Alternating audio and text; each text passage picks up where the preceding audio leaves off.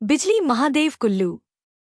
हर 12 साल में शिवलिंग पर गिरती है बिजली। भारत में भगवान शिव के अनेक अद्भुत मंदिर हैं। उन्हीं में से एक है हिमाचल प्रदेश के कुल्लू में स्थित बिजली महादेव। कुल्लू का पूरा इतिहास बिजली महादेव से जुड़ा हुआ है।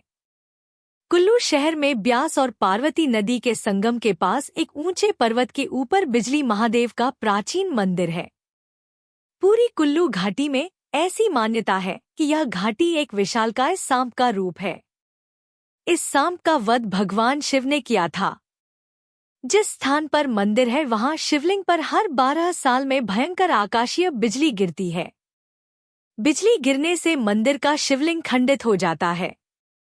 यहाँ के पुजारी खंडित शिवलिंग के टुकड़े एकत्रित कर मक्खन के साथ इसे जोड़ देते हैं। कुछ ही माह बाद शिवलिंग एक ठोस रूप में परिवर्तित हो जाते हैं।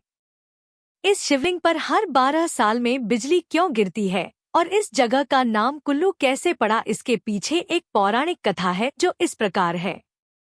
कुल्लू घाटी के लोग बताते हैं कि बहुत पहले यहाँ कुलांत नामक दैत्य रहता था। दैत्य कुल्लू के पास की नागनधार से अजगर का रूप धारण कर मंडी की घोघरधार से होता हुआ लाहौल स्पीति से मथान गांव आ गया। दैत्य रूपी अजगर कुंडली मारकर ब्यास नदी के प्रवाह को रोककर इस जगह को पानी में डुबोना चाहता था। इसके पीछे उसका उद्देश्य यह था कि यहाँ रहने वाले सभी जीव जंतु पानी में डूबकर मर जाएंगे। भगवान शिव कुलांत के इस विचार से चिंतित हो गए। बड़े जतन के बाद भगवान शिव ने उस राक्षस रूपी अजगर को अपने विश्वास में लिया। शिव ने उसके कान में कहा कि तुम्हारी पूंछ में आग लग गई है। इतना सुनते ही जैसे ही कुलांत पीछे मुड़ा तभी शिव ने कुलांत के सिर पर त्रिशूल वार कर दिया। त्रिशूल के प्रहार से कुलांत मारा गया। कुलांत के मरते ही उसका शरीर एक विशाल पर्वत में बदल गया।